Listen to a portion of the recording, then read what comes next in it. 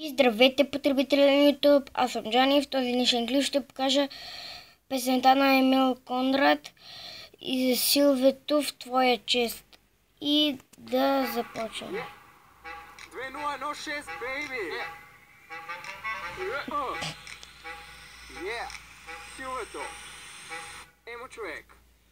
Твоя чест, днеска ще се снимам. Твоя чест, тежки щанги вдигам. Слагам глас, после ще излизам. Само се преструваш, стига ми на мига.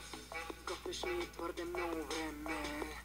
Готвиш ми твърде много време. Казах ти, тия не на мене, тия не на мене, тия не на мене. Мислиш ти, че ме заслужаваш? Питам се, само руси ли добавяш?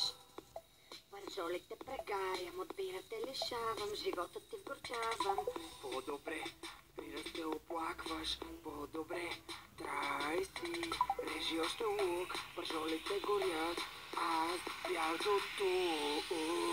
Точно днес ножа ще извадя, бих могла и манджа да направя. Каквото мисля, нямаш и представа, не говори, ситуацията влошаваш. Твоя чест, днеска се припичам. С твоя чест, от жена си се отричам. Ма ти жена ли си, бе? Не.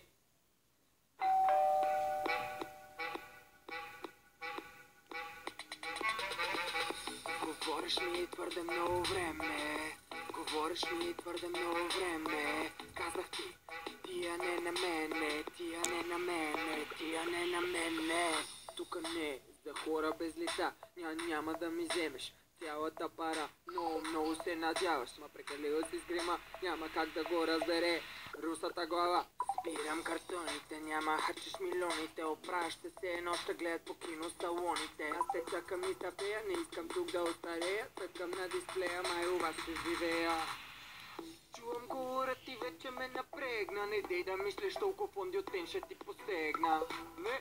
Той скоро ще побегна, леко ще те издебна, до друга ще полегна. За това твоя чест, мечтите ти няма да сбъдна, няма шанс в истина да ги превърна. Нали си знаеш, друг от утре с теб ще се оправя и в негова чест нищо няма да направя. С твоя чест, днеска ще излизам. Твоя чест, телефонът ти не вдигам. Последен шанс.